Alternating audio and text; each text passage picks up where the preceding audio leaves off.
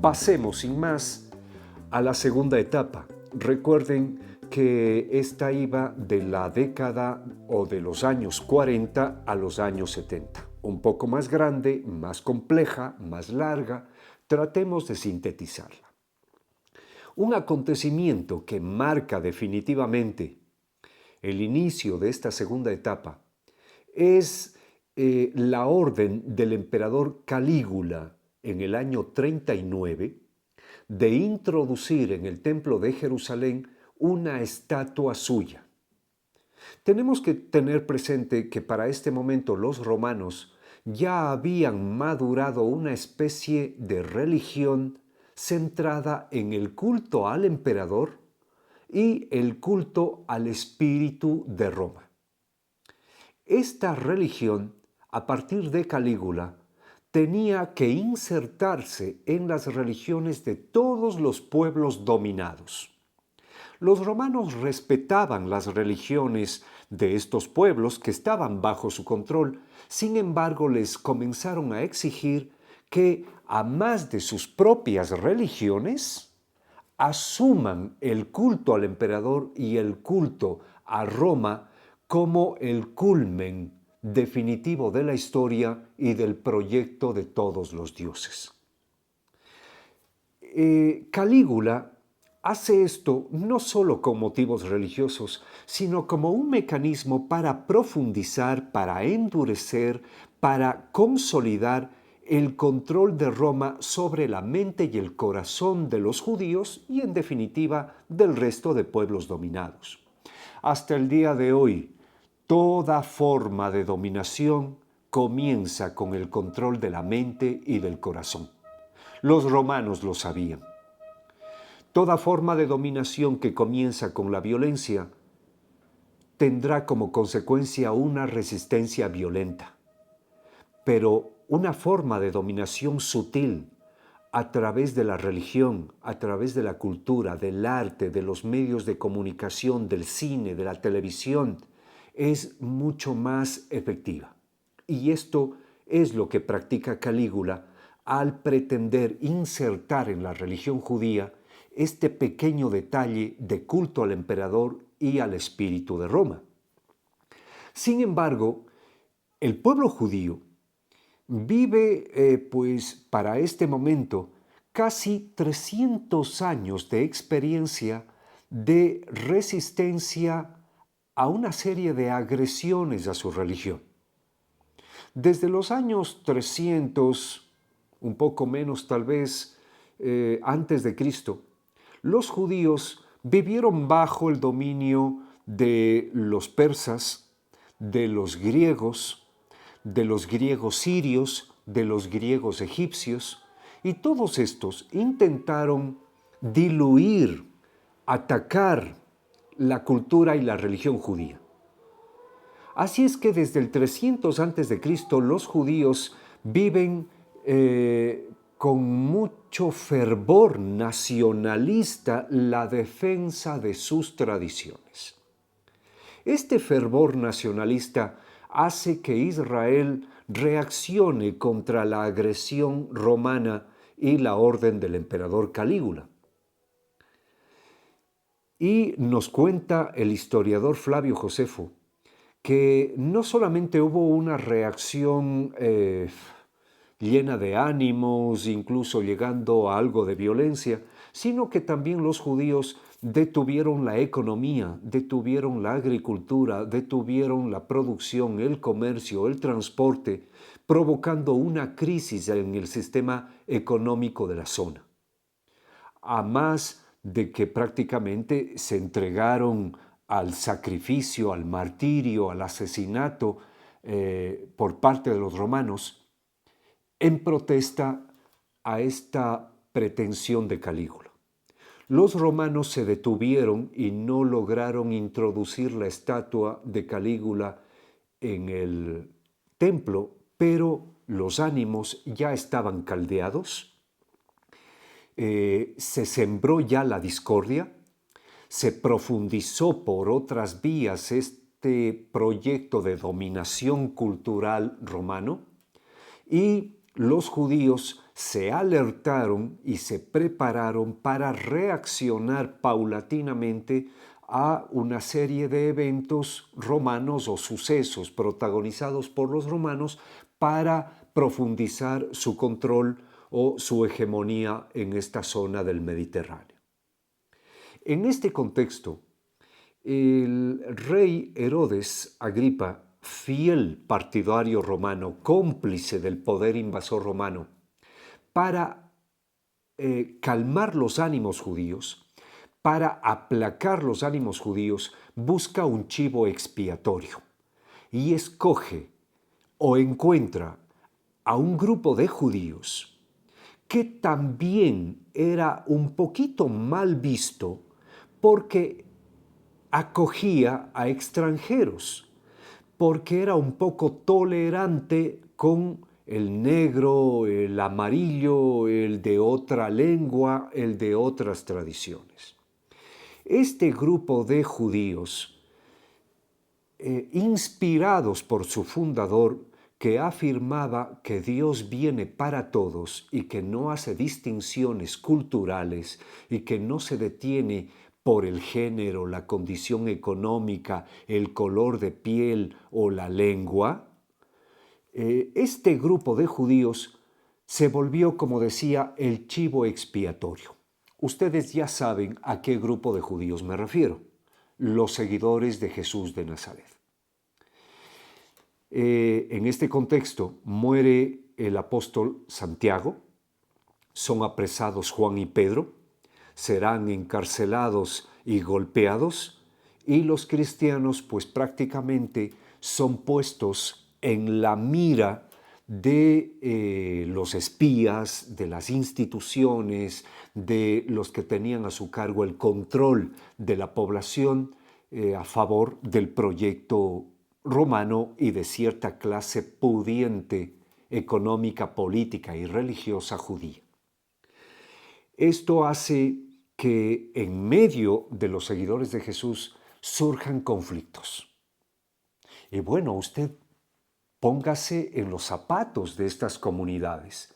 Comienzan a ser mal vistas, comienzan a ser tildadas con el dedo, comienzan a ser incluso algunos perseguidos o catalogados como sediciosos, como no patriotas, como traidores a la fe, a la cultura judía, como prorromanos, qué sé yo.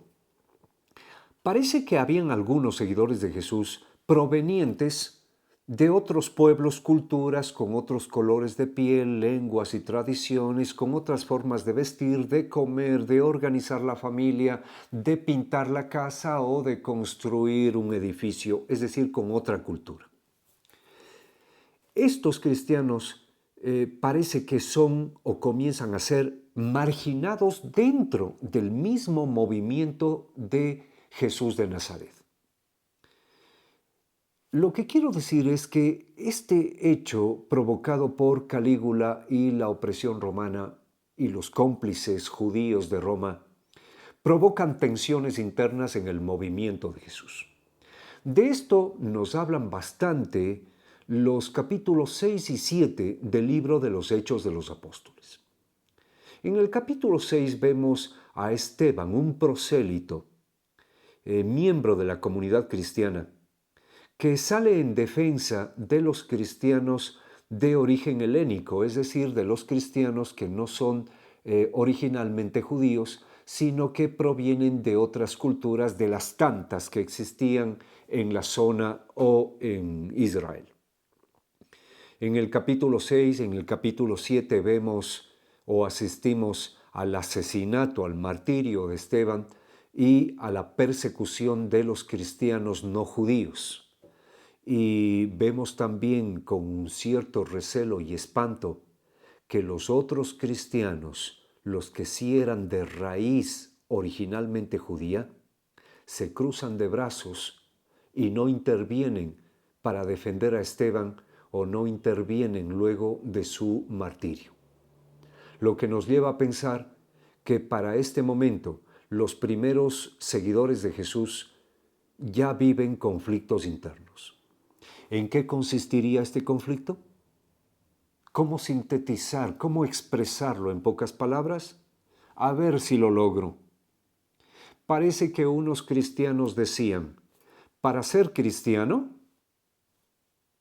hay que ser judío, hay que hablar hebreo, hay que vestirse, hay que comer, hay que vivir como hebreo.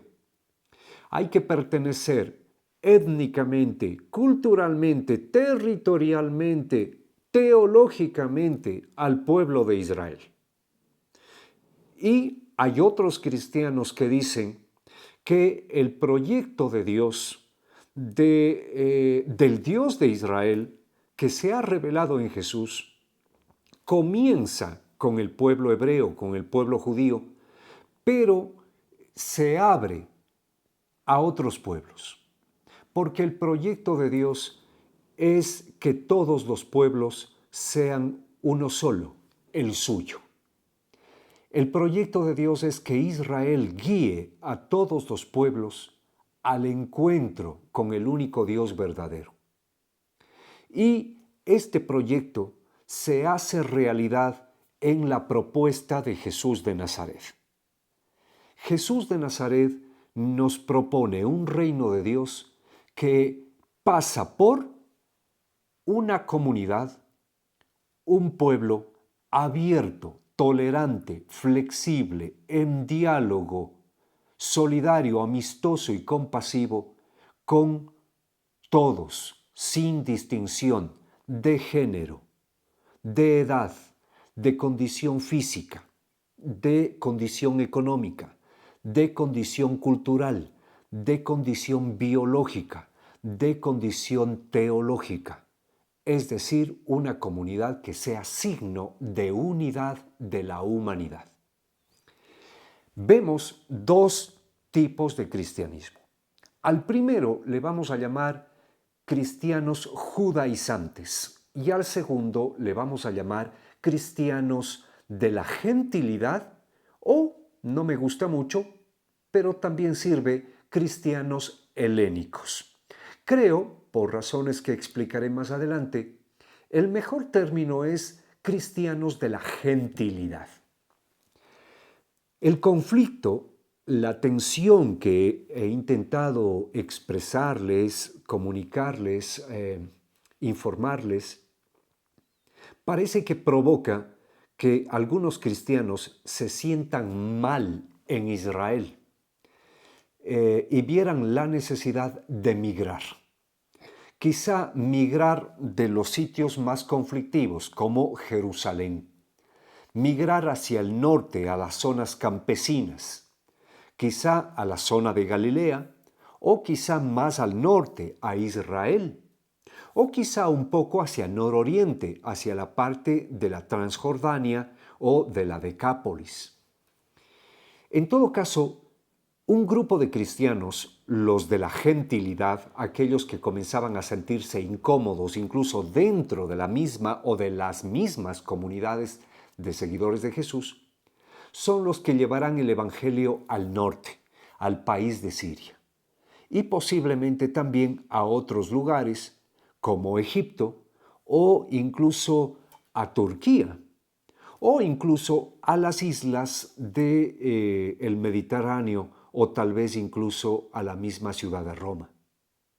Bueno, no tenemos datos, no tenemos documentos que nos digan exactamente quiénes eran, a dónde fueron, qué hicieron, cómo propagaron el cristianismo, pero sucedió.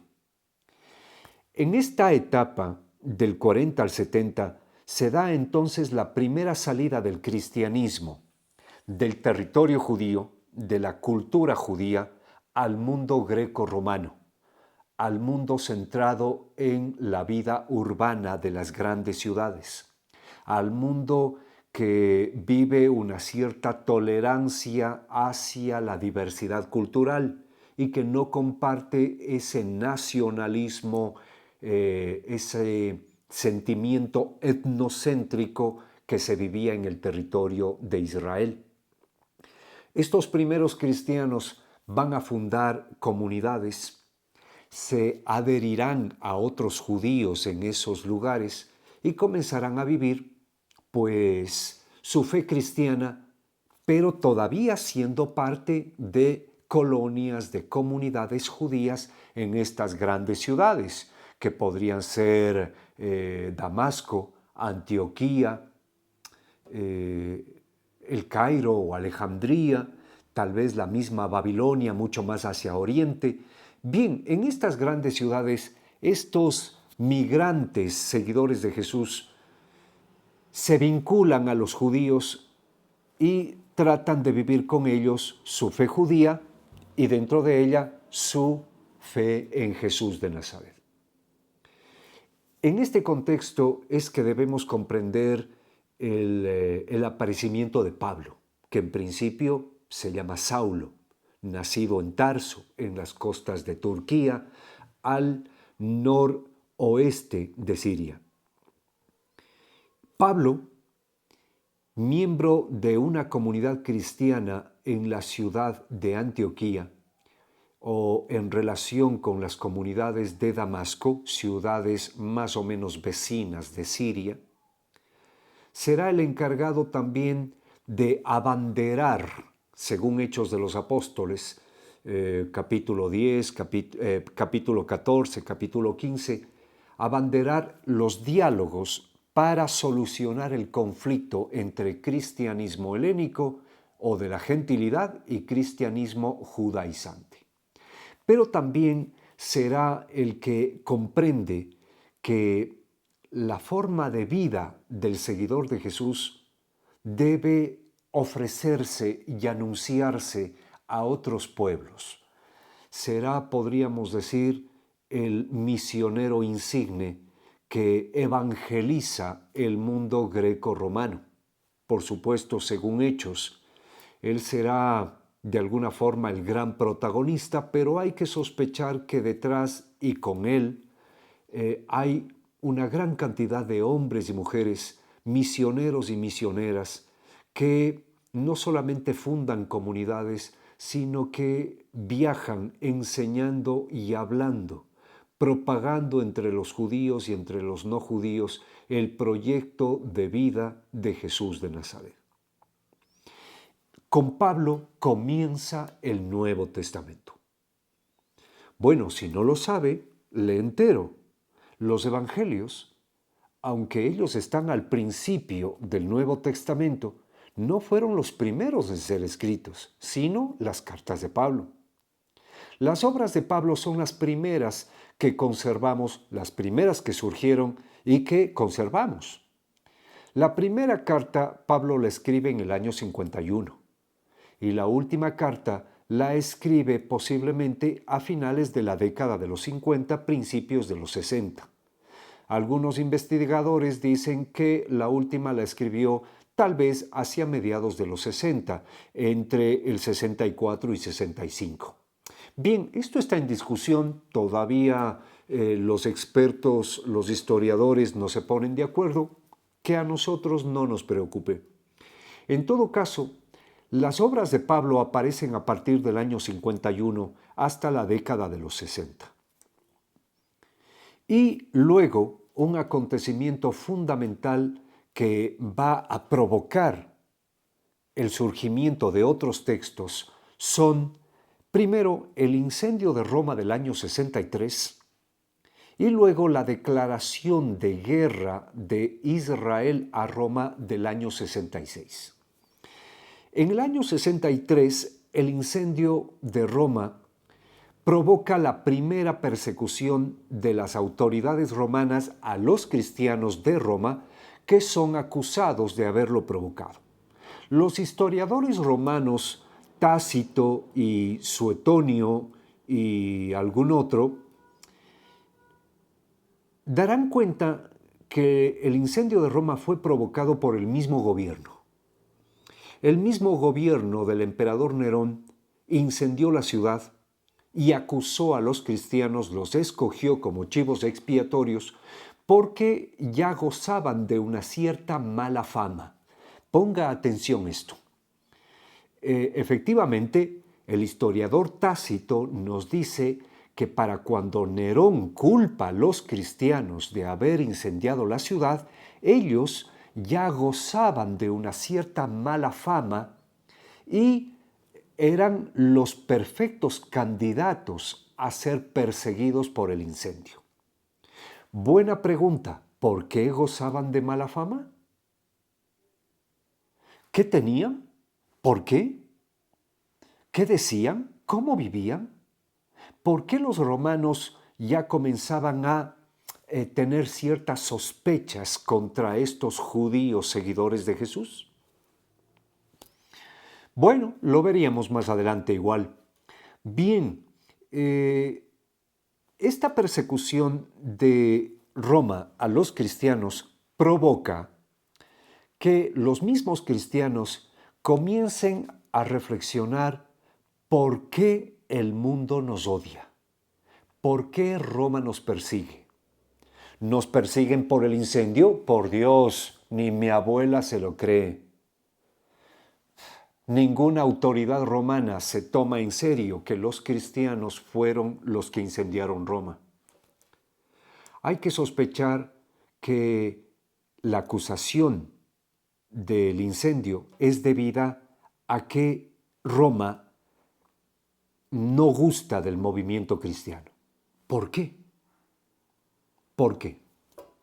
¿Será porque somos seguidores de un hombre que fue capaz de asumir la muerte y el conflicto? ¿Que no tenía miedo de enfrentar a la autoridad y de dar la cara? ¿Será porque somos seguidores de un hombre que proponía un estilo de vida en contra del lujo y la soberbia, del egoísmo y la exclusión, del acaparamiento y del empobrecimiento? ¿Será porque somos seguidores de un hombre que creía que entre varones y mujeres no hay diferencia y tenemos la misma dignidad y derechos? ¿Será porque somos seguidores de un hombre que proponía un futuro de fraternidad y dignidad para todos? ¿Será porque somos seguidores de un hombre que le llamaba Abba a Dios y lo presentaba como un Dios de misericordia y no como un Dios de ley y de venganza? Pues sí, parece que por esto el mundo nos odia. Por tanto, parece que en Roma, o en las inmediaciones de Roma, en el contexto del incendio y de las persecuciones de Nerón, algunos cristianos prefieren pensar en otro tipo de Jesús. Un Jesús más, a ver, ¿cómo lo digo? No sé si esta palabra se comprende. Un Jesús más liviano, un Jesús más light, un Jesús que no nos produzca indigestión o que no nos produzca esfuerzo. Un Jesús sin martirio, un Jesús rosadito, lindo, un Jesús adaptado a nuestras necesidades de tranquilidad, de paz, de concordia o por lo menos de no persecución. Un Jesús no mártir, un Jesús descafeinado, un Jesús soso, sin sabor, resucitado, eso sí, un Jesús más estereotipado antes que un Jesús tocante y sonante, no un Jesús con rostro, con contexto, con historia, con cultura, con humanidad, más bien un Jesús metafísico, espiritualizado, un Jesús etéreo, un Jesús al que llegamos no por la entrega de la vida, sino al que llegamos quizá por el canto, el aplauso y la oración. Un Jesús al cual alabamos antes que un Jesús al cual imitamos. Bien, esto parece que va a ser el detonante de la escritura del primer evangelio, el de Marcos, hacia finales de los años 60. Pero igual, antes de que aparezca Marcos, a finales de los años 60, en el año 66, el movimiento celote nacionalista judío en Israel le declara la guerra a Roma. En los primeros años de esta guerra, los celotes logran aglutinar todo el descontento, el malestar social en Israel en contra de Roma y sus cómplices. Eliminan a los saduceos y incautan, por decir así, sus propiedades. Podríamos decir que se dio una revolución interna en Israel en contra de Roma y sus cómplices internos. Los romanos reaccionan inmediatamente, pero no logran aplacar la sedición o la revuelta judía del año 66, debido a que la misma Roma se encontraba frágil y en rupturas internas en lo político, en lo militar, pero esto cesa en el año 68. En el año 68 los romanos desde Siria movilizan sus legiones, invaden Israel y desde Galilea hasta Jerusalén arrasan con todo. Nada se opone a su paso. Los romanos fueron terriblemente crueles para dar una lección a estos revolucionarios que querían la libertad de Israel. En el año 69 llegan a Jerusalén, destruyen la ciudad, ponen sitio al templo, que era una gran fortaleza, el cual toman en el año 70. Bien, sinteticemos. Año 69, los romanos toman y destruyen la ciudad de Jerusalén. Año 70, los romanos toman y destruyen el templo que resistió un año más en el corazón de la ciudad. Años 69 y 70 es el fin de los grandes signos de la fe judía. Los romanos lo arrasan con todo, no queda piedra sobre piedra. Los romanos expulsan a la población. Jerusalén es reducida a ruinas. Bueno, ¿se puede usted imaginar qué golpe a la fe judía? ¿Qué terrible impacto supuso esto? La fe judía, la fe de los judíos y de todos los movimientos judíos, incluido el movimiento cristiano, tenía en muy alta estima a la ciudad de Jerusalén y al templo. Al fin y al cabo, todos los veían como lugares sagrados donde había que acudir para encontrarnos con Dios, el Dios de Israel. ¿Qué sucede ahora? ¿Que no hay ni Jerusalén ni templo? ¿Esto es signo de que los dioses romanos son más fuertes que el Dios de Israel? ¿Esto es signo que la alianza iniciada con Israel a partir de Moisés ha acabado y Dios nos ha abandonado? Esto es signo de que Dios se cansó de los judíos y prefirió apoyar a los romanos o a cualquier otro pueblo. Si no es así, cuando venga el reinado de Dios, ¿dónde comenzará ahora que no existe ni templo ni Jerusalén? Bueno, todas estas dudas, todas estas incertidumbres atacan a los judíos aquí y allá, incluidos a los cristianos.